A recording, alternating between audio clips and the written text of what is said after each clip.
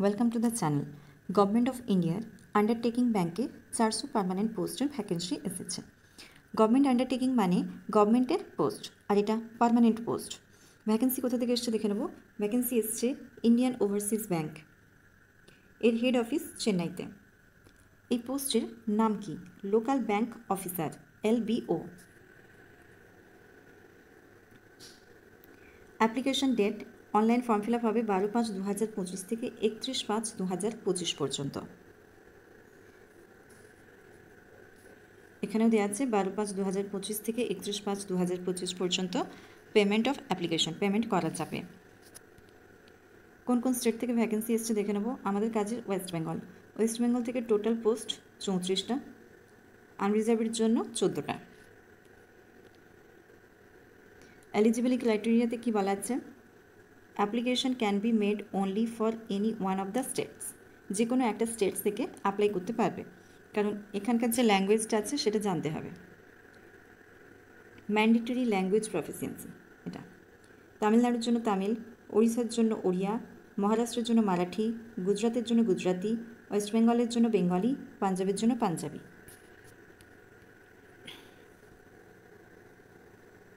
এবার দেখব age, education qualification. Age ঠিক কতটা হতে হবে? এজ হচ্ছে 20 থেকে ম্যাক্সিমাম 30 বছর পর্যন্ত অ্যাপ্লাই করতে পারবে। গ্র্যাজুয়েশন মোটামুটি 20 থেকে 21 বছরের মধ্যে হয়ে যায়, এরপর টোটাল 10টা বছর সময় পাওয়া যাচ্ছে।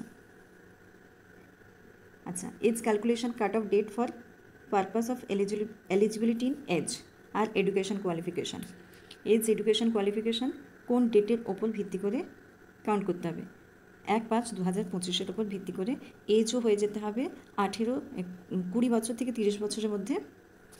আর কোয়ালিফিকেশানে চেয়েছে জাস্ট গ্র্যাজুয়েশন, এটাও এই ডেটের আগেই হয়ে থাকতে হবে। A degree, graduation in any discipline from a university recognized by the Government of India or any equivalent qualification recognized as such by the central government। মানে আপনি গ্র্যাজুয়েশন ডিগ্রি থাকতে হবে, কোনো রকম পার্সেন্টেজের ঝামেলা নেই, কোনো এক্সপিরিয়েন্স চাই না, কোনো আদার সার্টিফিকেটেরও প্রয়োজন নেই, শুধু গ্র্যাজুয়েশন থাকলেই হবে।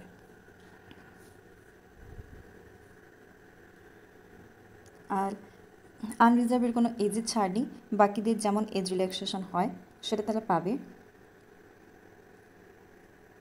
আর বাকি কী আছে একটু দেখে নিই।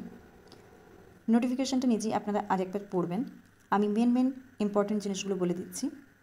এতে পে স্কেল যথেষ্ট ভালো পে স্কেল দিচ্ছে।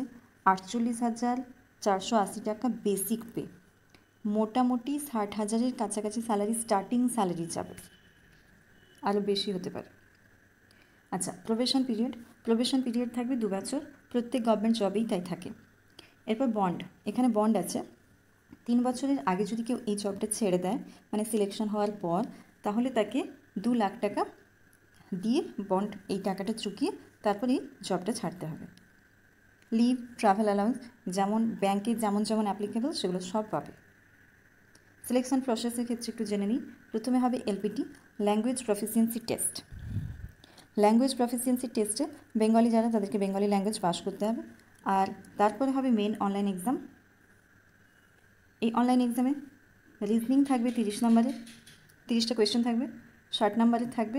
হিন্দি ইংলিশ দুটোতেই এক্সাম নেওয়া হবে, আর 60 মিনিট সময় থাকবে। মানে এখানে section wise cut off time আর কাট অফ মার্কসও থাকবে। জেনারেল ইকোনমি আর ব্যাঙ্কিং অ্যাওয়ারনেসে কোয়েশ্চেন থাকবে 40টা, নাম্বার থাকবে 40, আর সময় থাকবে 30 মিনিট। ডেটা অ্যানালিসিস অ্যান্ড ইন্টারপ্রিটেশনে 30 নম্বরের কোয়েশ্চেন থাকবে, 30টা কোয়েশ্চেন থাকবে 60 নম্বরে, 60 মিনিট সময়। ইংলিশের জন্য 40টা কোয়েশ্চেন, 40 নম্বরে, 30 মিনিট সময়। টোটাল কোয়েশ্চেন তাহলে 140টা, 4টা সেকশানে থাকবে, টোটাল 3 ঘন্টা সময়। আর কোয়ালিফাইং মার্কস প্রত্যেকটা সেকশানেই 35% আনতে হবে আনরিজার্ভড ক্যান্ডিডেটকে। নেগেটিভ মার্কিং আছে 1/4 নেগেটিভ মার্কিং।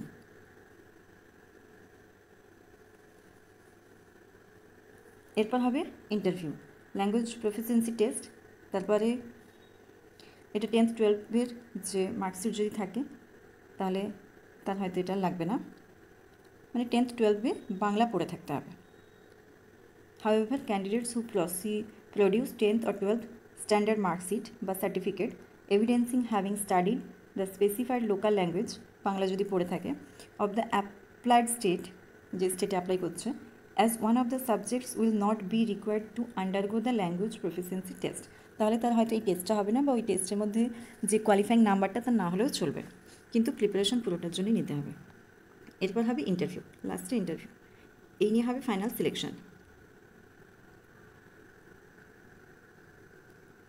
আবার একই কথা, 12 তারিখ থেকে 12/5 থেকে 31/5-এর মধ্যে অ্যাপ্লাই করতে পারবে, তারপরে কোনো অ্যাপ্লিকেশন নেওয়া হবে না। আচ্ছা, এবারে দেখে নেব অ্যাপ্লিকেশন ফিজ।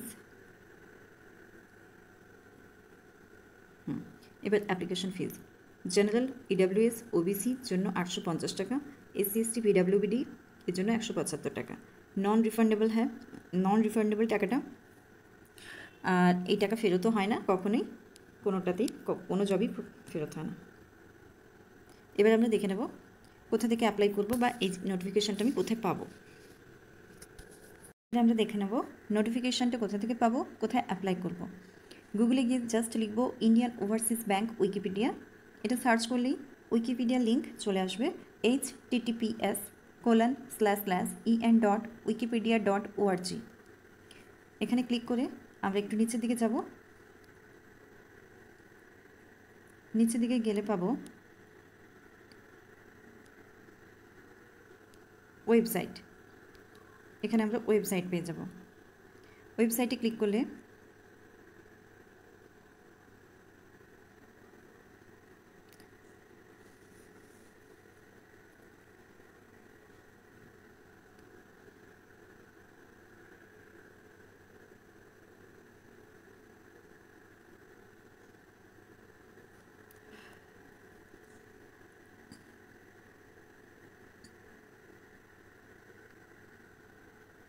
এখানেই আছে, এই পেজে চলে আসবো। এই পেজে এলেই প্রথমে হিন্দি, ইংলিশ ল্যাঙ্গুয়েজ চুজ করে নেব, তারপর পেজটার একেবারেই নিচের দিকে যাব, নিচে স্ক্রল করতে করতে চলে যাব, তারপর আসবো কেরিয়ার সেকশানে। কেরিয়ার সেকশানে গিয়ে ক্লিক করব।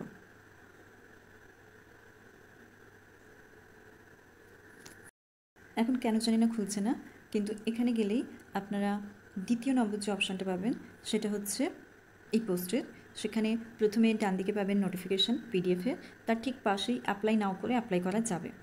সম্পূর্ণ অথেন্টিক এই গভর্নমেন্ট জব, অ্যাপ্লাই করতে হবে, আর এর জন্য ভালো প্রিপারেশান নিলেই আশা রাখছি আপনার জবটা হয়ে যাবে। Thank you.